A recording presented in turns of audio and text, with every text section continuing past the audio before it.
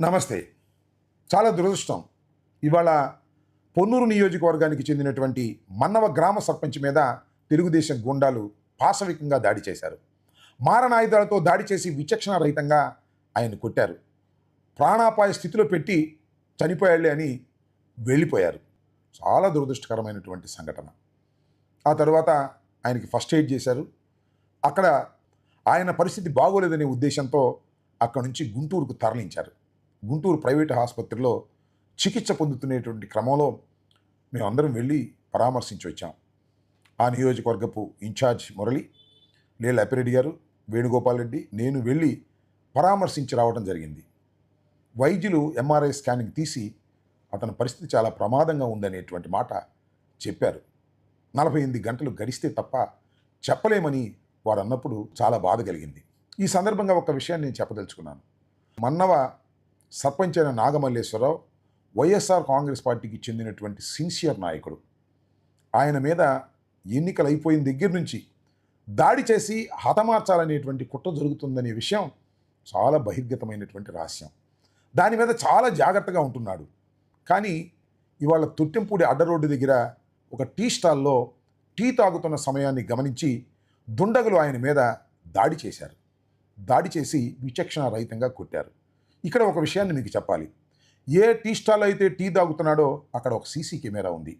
ఆ సీసీ కెమెరాలో ఆయన్ని కొట్టిన దృశ్యమంతా రికార్డ్ అయింది. దాన్ని పోలీసులు తీసుకువెళ్ళారు. ఇన్వెస్టిగేషన్లో భాగంగా పోలీసులు తీసుకువెళ్ళి ఉంటే సంతోషం.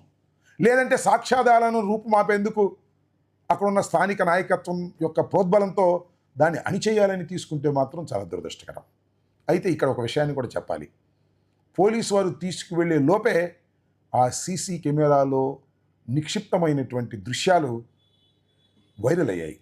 అంటే పోలీసు వారికి ఇచ్చే ముందే వాటిని ప్రజల మధ్య కూడా తీసుకువెళ్ళారనే విషయాన్ని పోలీసు వారు గమనించాలి. కాబట్టి ఎందుకు పోలీసు వారి మీద అనుమానం కలుగుతుందంటే ఇవాళ పోలీస్ వ్యవస్థ అంతా కూడా ప్రభుత్వ గుప్పెట్లో ఉంది. తెలుగుదేశం పార్టీ మీద కేసు పెట్టాలంటే ఎన్ని కంప్లైంట్లు ఇచ్చినా కేసు పెట్టే పరిస్థితి లేదు.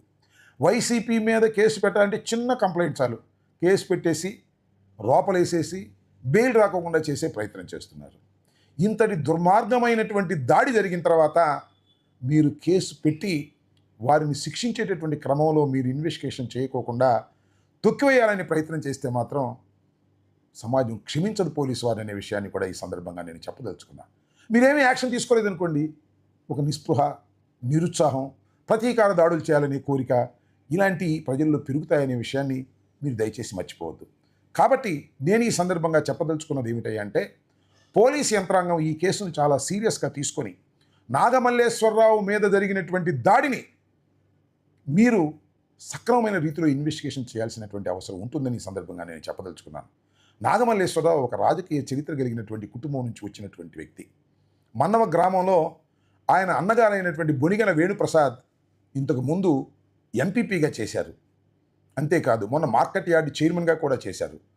అప్పుడు కాంగ్రెస్ పార్టీలోనూ ఇప్పుడు వైఎస్ఆర్ కాంగ్రెస్ పార్టీలోనూ పేరు ప్రఖ్యాతులు గడించినటువంటి కుటుంబం నుంచి వచ్చినటువంటి నాగమల్లేశ్వరరావు మీద జరిగినటువంటి ఈ దాడిని ప్రజలు ఖండించాలని, పోలీస్ యంత్రాంగం తక్షణమే చర్య తీసుకోవాలని ఈ సందర్భంగా నేను విజ్ఞప్తి చేస్తున్నాను. ధన్యవాదాలు.